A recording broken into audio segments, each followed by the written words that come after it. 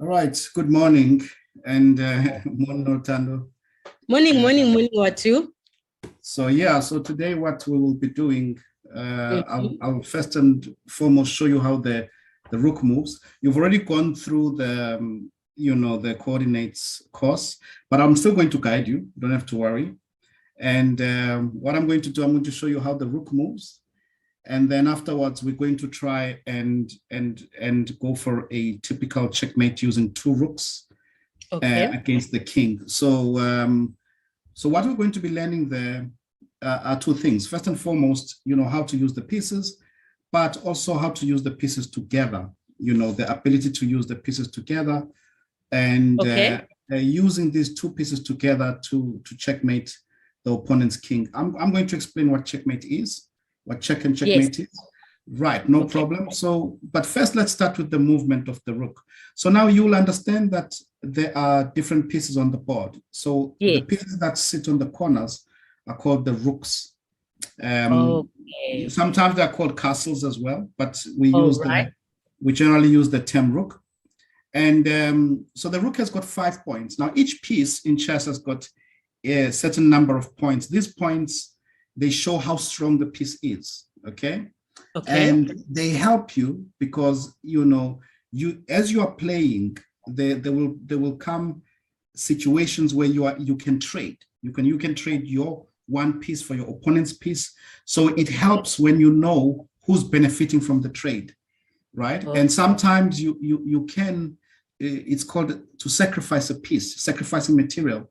You can allow for a trade to happen, which is actually not beneficial for you from the point of view, but you find that your position becomes better. So then you sacrifice the material and so on, So, right, let's start with the rook. Now the rook moves on basically straight lines, let's say horizontals and verticals, but in chess we call these files and ranks, okay? So as you see, exactly. So files and ranks. Now the files are the ones that are shown with the alphabets. For an example, the rook is on the A file. So the whole file here, that is the A file. And then we've got the B file, the C file, all the way up to the H file. And then we've got 8 ranks as well. So this is So this is the first rank. This is the second rank, all the way to the 8th rank. So now that's when you get to understand better the phrase, the rank and file. Right? Makes sense. Yeah. Exactly. So now how the rook will move, it will move either on the file or on the rank, and you will choose. For an example, let us for a moment say you wanted to capture this pawn. Now the pawn is on 2 lines. It's on the C file and it's also on the 6th rank. Right? So it's important to understand that that pawn is on those 2 lines. And you can choose, should I move my rook to the C file? That means you would move your rook to C1, and then you will be able to capture the pawn on C6, the next move. Remember, that would be 2 moves. You would play, your opponent would play, and then you would capture the pawn. Can I ask? Yes, sorry. Of course. So now I see that my castle, I think I like the word castle better than rook. We'll go for castle. I see that, it moved to C. C1. And then C1, right? Right. And does it just automatically now jump to C6? Or is there a rule that applies? Because, I wouldn't have expected that it would just jump 1, 2, 3, 4, I'll say blocks for now. But, exactly. I understand your question exactly. So the castle or rook is able to move as long as it is open. So for an example, there is no piece on any of those squares, right? It's wide open. So the rook can move and land on any of those squares in one go. Right? As well as these squares. The rook can move also on any of those squares and land on any of those squares in one go. But you're not allowed pieces. Exactly. As long as Okay. you're not jumping over other pieces, and Okay. you're not allowed to change direction. So what I mean by that Okay. is, imagine you moved from A1 to A6. Yes. You would then stop there, and your opponent, it will be your opponent's turn to play. Okay. Right? So your opponent could do whatever they want to do. Yes. And then afterwards, you would then capture the pawn on C6. Okay. Right? So you are to try to capture Makes these two sense. pawns. Okay, got it. Thank you for that. Perfect. Yes. Now try to capture these 2 pawns, please. Maybe starting with the one on G7. Where will you move your rook to? It will have to be in 2 moves. 2 moves. Yeah. Ooh. You know the thing about chess, it's very intimidating. All No, of it's a not. sudden, all of a sudden, my brain just froze. Don't be intimidated. So you can move on the vertical line. It is Yes. open, or the horizontal. You should imagine that the castle wants to shoot the pawn. So you need to aim. You see what I mean? You need to be on the same line, so that you take aim of the pawn, and then you can shoot the pawn or capture it. And you said this is only in 2 moves, right? Yeah. So you'll have to move to 1 square, and then the next time you then move and capture the pawn. Let me just look at this properly so that I make. So I would then move my rook, my castle to can I say 6? Is it 6G? Exactly. It's G6, right? Yeah, G6. Perfect. So rook G6 is perfect. And then go up to 7. Go up to Perfect. G7. Yeah, G7, yes. Perfect. That is the way to do it. Now you are to capture this pawn. Oh, there's no reason to be intimidated. You are good at this. So now you are trying to capture the pawn on F2. How are you going to do that? I'll just go. So when you mentioned something earlier, you said that without changing direction. So does this mean you can only go up? Can I not go back down again? Exactly. What I meant is that you cannot go down and then left. Right? You can only go in one. That means right. You can either go down, you can go left, you can go right, or you can go up. You can't change right. All right. So I'll just automatically just go back down to 2, as in G2. Brilliant. And then G2 is perfect. I'll go down to G2 and then go into the pawns block in F. Perfect. Rook takes F2. There you go. Yes. Brilliant. So now I'm going to give you another one where you are going to have to kind of navigate. That means you will have to do the same thing. However, there will be some obstacles in your way. So do you see the new position? All right. Okay. I can see the new position in my castle. Yes. Right. You are trying to capture the pawn on A7. How will you do that? All right. So let's see. On A7, I guess the most logical thing to do, because in my mind right now, I don't know what to do with the one on A2. So I'll move. Yeah, I'll move to the side. Go to B1, and but then I only can do how many moves? 2 moves, right? Well, no. You can do it in 3 moves. Rook B1 is perfect. I will move. Am I doing only 2 moves? 3. So you have 2 more. 3 moves. Okay. So then shoot up to B7. Brilliant. Rook B7. And then I will notice that my king can only move 1 square in any direction. However, here's an important part. Now you are learning how the king moves as well. Yes. I am not allowed to move to a square that is attacked by the opponent. Okay? You're not allowed to move to a square that is attacked by the opponent. So in this case, I cannot go there. Okay. I can't move there. I cannot move there. All right. And I cannot move there. It's not possible. Okay. So the program, if you see, if I hold my king, it tells me I'm only allowed to move either to E8 or to G8. All right. You see, so I'll move, let's say, to E8. And now what will you play? Then I'll take this pawn in A7. Brilliant. Rook takes a7. Very good. So you have complete understanding of the rules, and it was good that you understood that you could not jump over the obstacle, your pawn. Yeah. You had to move sideways, up, and capture. Very good. So you've got, you are able to recognize the whole board and so on. So now what we're going to do, we'll do now to today's challenge. Okay. Okay. Now today's challenge, don't be intimidated. It's All going right. to actually be quite easy. All right. And what it's going to be, we are now going to look at how to checkmate with 2 rooks. Now, how this would happen is the board shared. Are you able to see the board? Yes. Brilliant.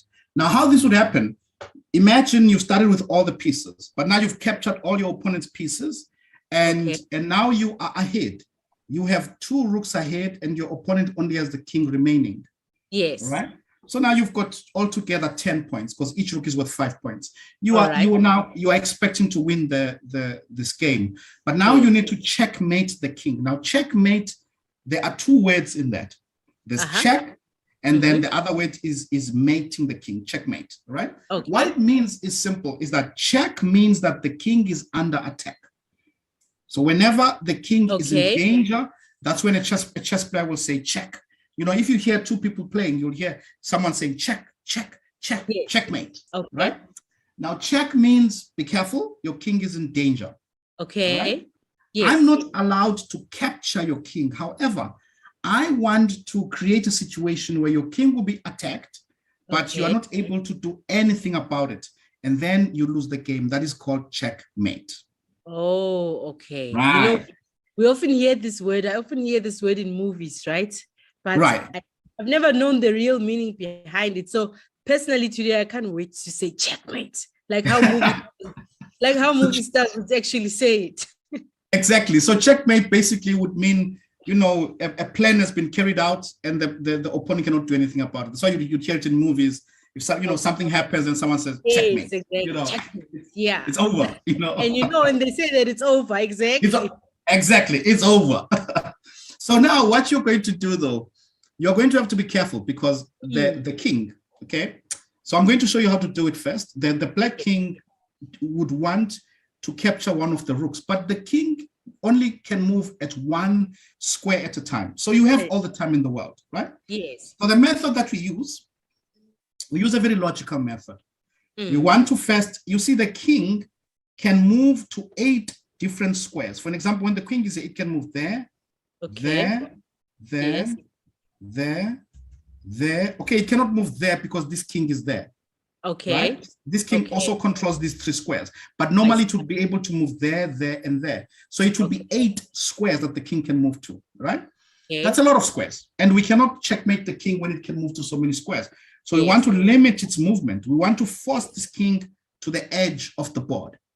Okay. Right. I see. So when the king is at the edge of the board, it cannot move backwards anymore. Then we're able to checkmate the king. So how we do that? Number one, sure. Sorry to interrupt you. So the way you've actually laid out these arrows now, what I'd like to understand, what you're telling me is that because the black king can only move, it seems like it can only move to the squares above it, so to speak, not below. Well, you are, but the reason for that is because this king is there. Remember, this king controls these 3 squares. Okay. As you can see, when I hold the program, it tells me I can only go here or there. Okay. Okay. Right? I cannot go up because the other king is there. Yes. Okay. Makes sense. So what we're going to do, we're going to cut the space of the king in front, so that we create some kind of a barrier, and then we're going to push the king. So both rooks are going to work together. So the first rook will go there to cut the squares, right? Meaning the king is not able to come closer. Right? Okay. Then it's the opponent's turn. Let's imagine the opponent moves to the side. Now this rook is not doing anything. This one is doing something, but this one is not doing anything. That is why we're going to attack the king with the rook. So we would play rook a3, and that would be check. That's check. The king is attacked. Okay. So the king cleverly moves to g4 because the king anticipates that we would want to give check with the rook here, but that would be a mistake. It's an error because the king can capture the rook. Oh, okay. Because the king does have power over the rook, right? Well, the king can capture any piece except the other king, right? Okay. Right. So now it means we should not move over here with the rook. We should move as far away as possible with the rook, but to a square where we're able to use this line. So we don't put the rook here, because then, we can't use both of them at the same time. So here, right? Yeah. Okay. So the king moves closer. Now we don't use this rook, because this rook has actually created a barrier on the third rank, right? We use the other one. We move up with the other one. Say check. The king must notice that the king cannot move down now. Why? Because this rook is controlling the squares. Oh, wow. Okay. Right? And the king cannot move sideways. The king cannot move sideways because this rook is controlling the squares. Yes. So the only squares left for the king are these three. Wow. Okay. You see? Right. So let's say the king moves over to e5. Now you use the other rook. You say check. The king must move up. Check. Okay. This is also called the bicycle method. It's as if you're paddling, right? Right? It's called the bicycle method because if you look at the two rooks, it's as if you're paddling, right? Moving the king back. Right. Now, once the king moves to c7, we need to be careful again. The king is too close. Right. And the king wants to capture this rook. Right? So we move as far away as possible, still cutting the sixth rank though. So we move all the way there. The king moves to b7, then we move our other rook also to the side. Okay? We must move as far away from the king as possible. Now the king moves there. Now we give check. Now the king cannot come out. It must go back. And that is checkmate. Game is over. Okay. Right? This, even as I'm sitting here, I feel like, wow, I can feel my adrenaline pumping because it's all about strategy. Okay. Yes. Now, what we're going to try, you are going to try and move the white pieces, but I will guide you. I will guide you. Don't worry, I'll guide you. The first thing you need to cut the king off, create a barrier so you can choose which rook you want to use. Okay, so I'll start with the rook on my right end, 1h. Okay, move it one up, right? Yes, I'll move it one up. My heart is already beating fast. And then Now it's my turn. Okay. Okay. I will move here. Right. So then which means I will, but if I move, okay, I'm just trying to, if I move to a4, let me just see what access the black king has. This black king has got 1, 2, 3. So if I move to a4, I'll still be safe, right? I won't be captured by the king because no, you won't. If you move to a4, you won't be captured. But remember, you are trying to force the king back. Okay. Right. So you've cut this rank already. You need to now to access this one. So you take control of the second rank, you take control of the third rank, you take control of the fourth rank as you're pushing the king backwards. Right.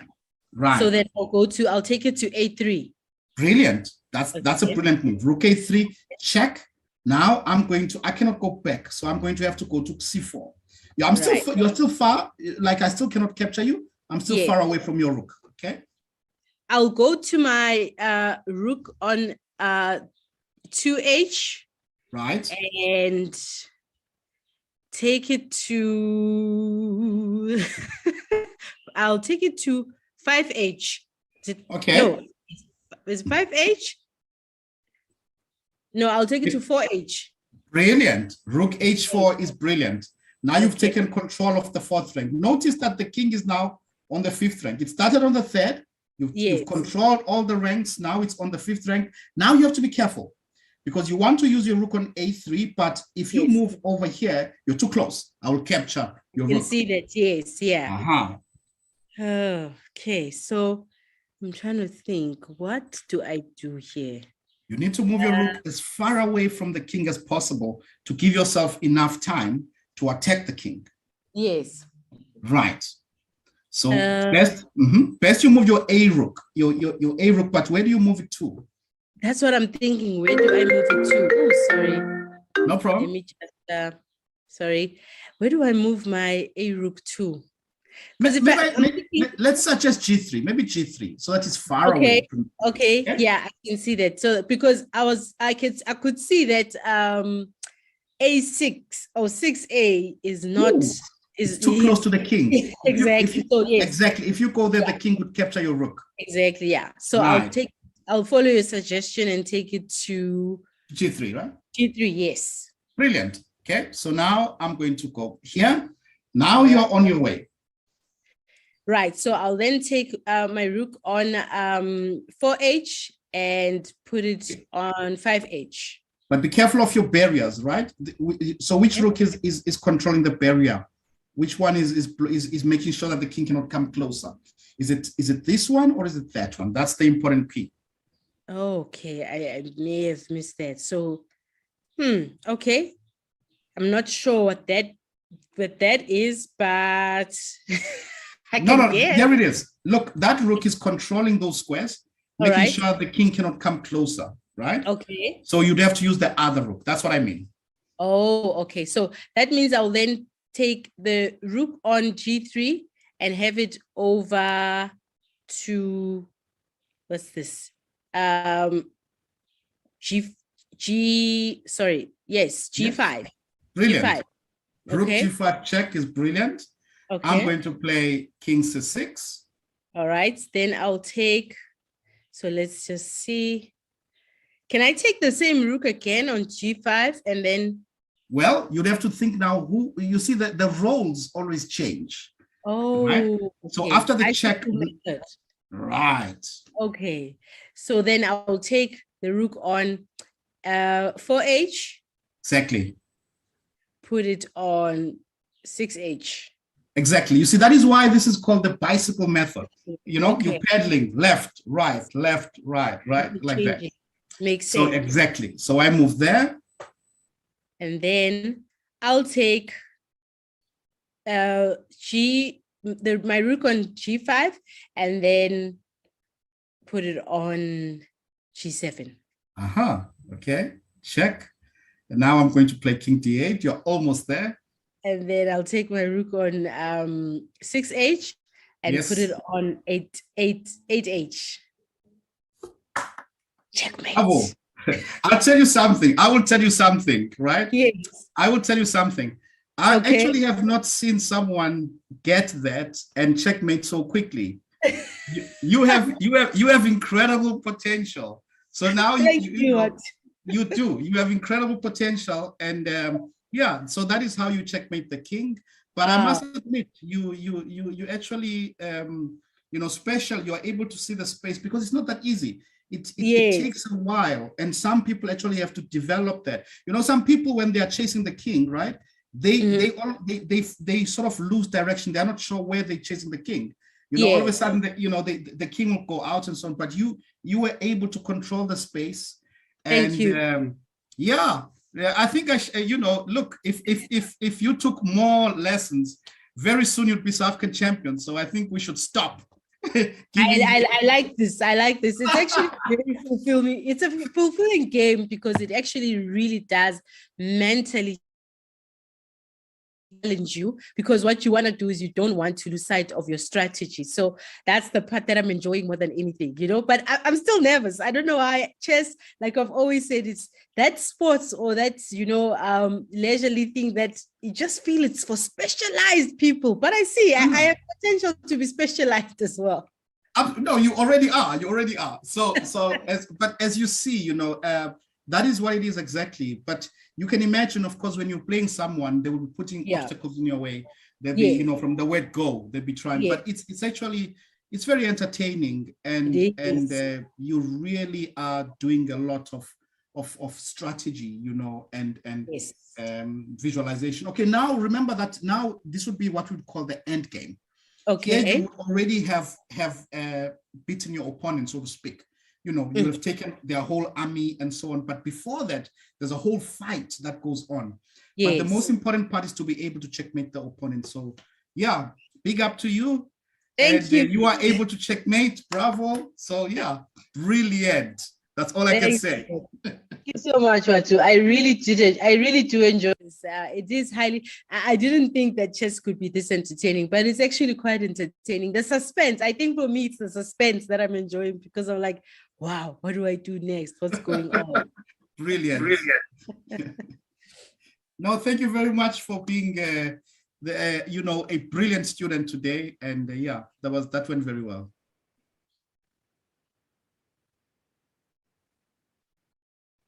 It was absolutely enjoyable. I enjoyed it. I do look forward to maybe another one at some point when you invite me, but it was absolutely great. Brilliant. Thank you very much. I'm happy that you could participate, and I hope that everyone else enjoyed it as well. Thank you so much, Watu. I appreciate it. You also made it easy for me today. Thank you so much for everything. Brilliant. Thank you very much, Noluthando. Have a fantastic day further. Hands down. Thank you so much. Have a good day too. Thank you. Thanks. Bye. Bye.